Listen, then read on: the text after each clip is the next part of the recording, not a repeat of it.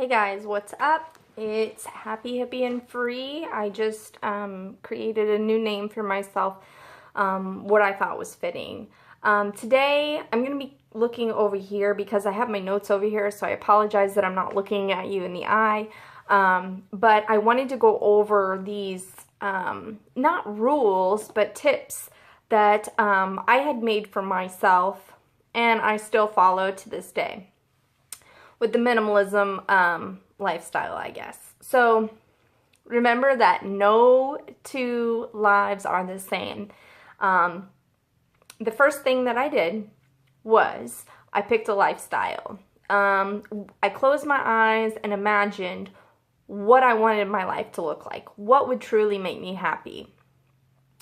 And I gathered inspiration and kind of kept that in my mind while going through my things.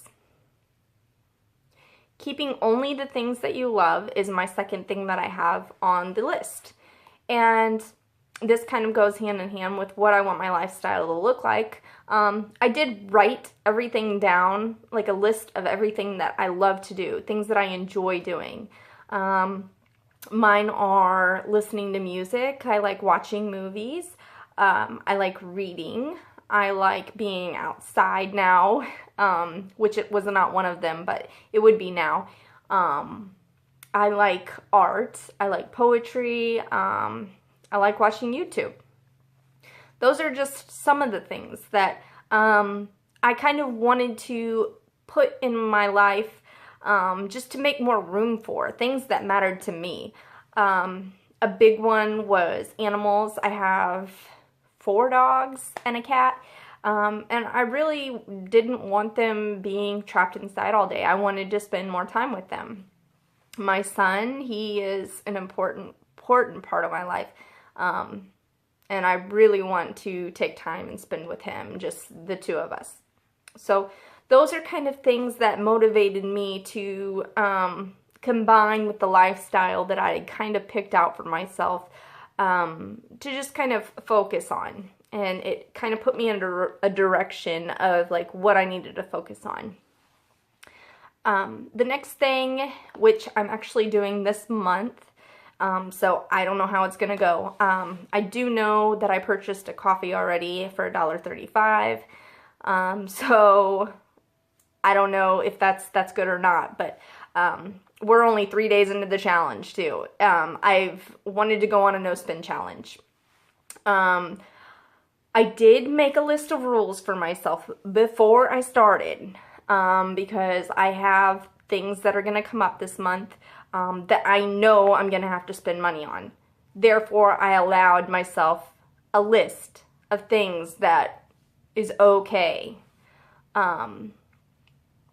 The next thing I have on my list is, okay, so things that you're going through and you've forgotten about, or things that you haven't used, probably best just to get it out.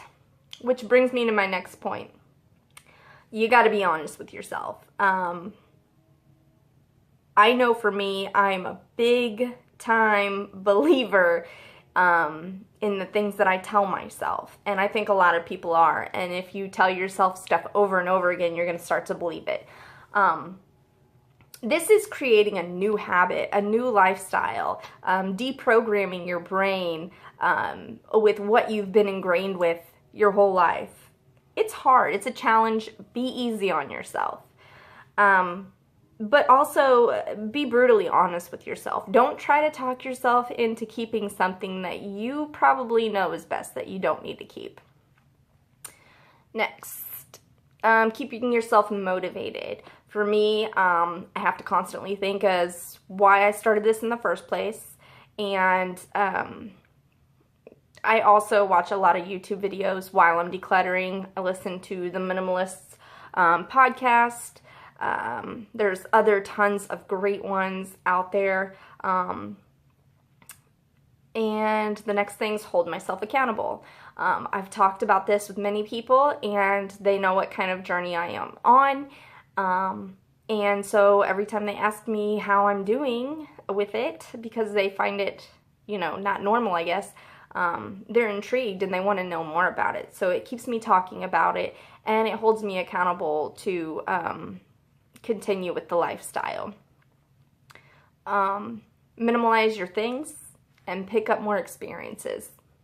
That's simple. Okay, when you decide to get rid of something, I know for me, I tried to keep things like in a tub, and it was very important to get it out the day that I went through it. Because you don't want to find yourself a week later going through the things that you've already gone through and deciding that you want to keep some of it.